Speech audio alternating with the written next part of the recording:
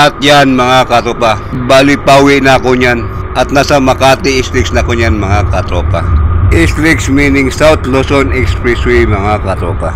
At dahil madaling araw na yan mga katropa, asahan nyo ang mga malalaking sasakyan na ang kasabayan nyo. Hindi na rin yan traffic mga katropa kapag ganyang oras na. Mag-umpisa yan mga katropa ng alas 12:30 ng hating gabi. Pero kahit hindi na yan traffic mga katropa, iba yung mag-iingat ang kailangan mga katropa. Mga katropa, kung nakita nyo, ang lalaki na ng mga sasakyan pagkatong oras, alas 3 na madaling araw. Kapag ganyang oras na mga katropa, iba yung mag-iingat na kasi ang mga sasakyan dyan mga katropa, yung mga malalaki nakikita nyo sasakyan, mabibilis na yan mga katropa. Yan katropa, dumikit na sa akin yung isang malaking sasakyan. Pero walang problema dyan mga katropa dahil mas lalo ko pang didikitan yan. Ang ingatan nyo lang dyan mga katropa ay ang blind spot. Kinakailangan wag kayong mawala sa blind spot mga katropa. Nakapokus kayo palagi kung saan doon banda yung blind spot. At kapag alam nyo tropa na yung area na yun na yung blind spot, kinakailangan mga katropa, yun ang iwasan nyo dahil hindi kayo nakikita ng mga driver ng malalaking sasakyan. At ang video na to mga katropa, hindi lang tungkol sa mga malalaking sasakyan, ganon din sa mga 4 wheels mga katropa. Actually mga katropa, gawin ko na trabaho. Akawin ko lang, alas 3 na araw na. Dahil kahit maliliit yung mga 4 wheels mga katropa, meron pa rin yung blind spot. Bali ako doon sa may PNB Fresco mga katropa. At ngayon pauwi na ako. Tandaan nyo, kapag nagmamaniho kayo ng sasakyan, meron palaging blind spot yan. Walang sasakyan mga katropa na walang blind spot. Lahat yan, tandaan nyo palagi, meron yang blind spot. Mula sa pinakamaliit na sasakyan mga katropa hanggang sa pinakamalaki.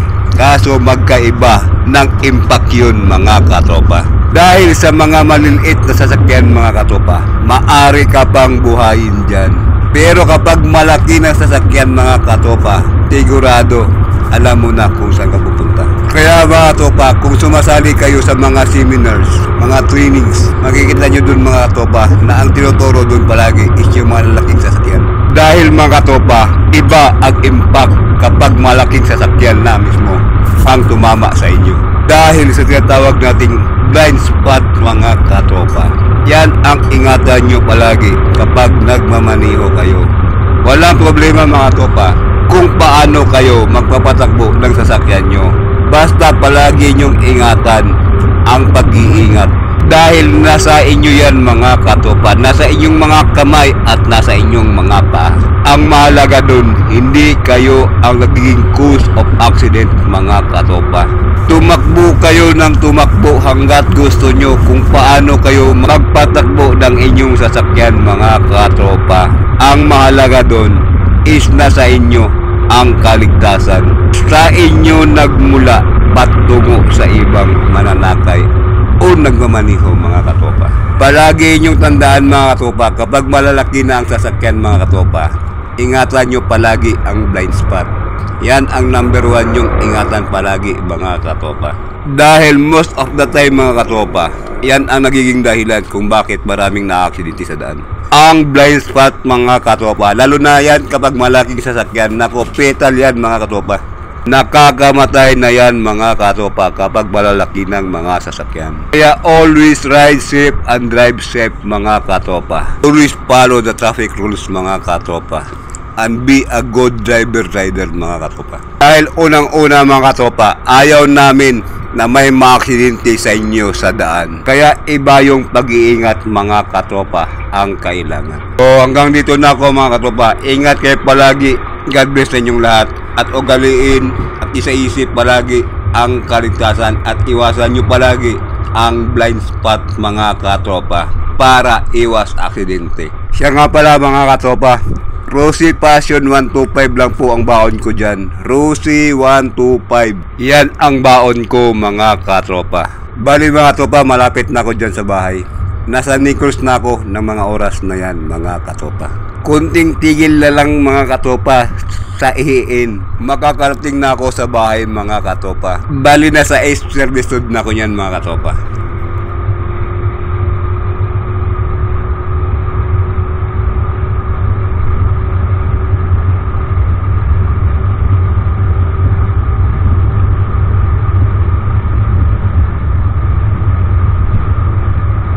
Nakita nyo kayo na mga tropa, lalaki ng matras, di ba? Kaya ito mga katropa, kapag madaling araw na mga katropa, ang lalaki na ng mga truck, ang mga kabayan nyo. Pero wala na sa traffic. Ganito sa Maynila mga katropa. Wala na dyan traffic pag itong oras. Alas 3 madaling araw. Pero, ingat kayo kapag umuwi kayo ng ganitong madaling araw. Alam niyo bakit? Ang lalaki ng sasakyan.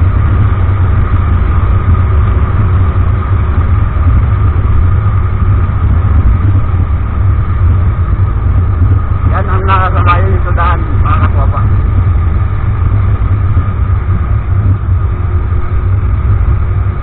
Ang lalaking sasakyan, mga katropa, yan ang nakasabayan nyo.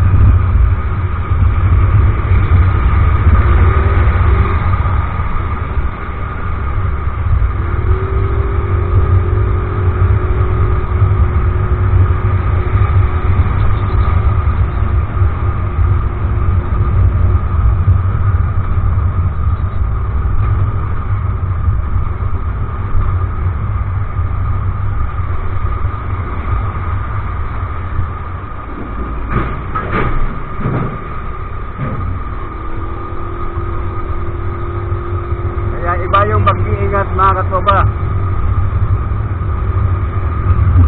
Kapag uwi kayo na madaling araw dito sa Maynila, malalaki sa sasakyan na kasabayan nyo sa daan. Doon kanina, fiction.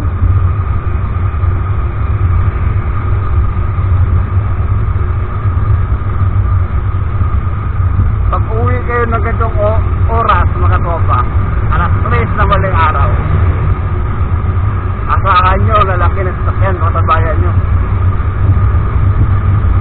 Ganito ito sa Manila, mga tropa, kapag madaling araw na ang uwi.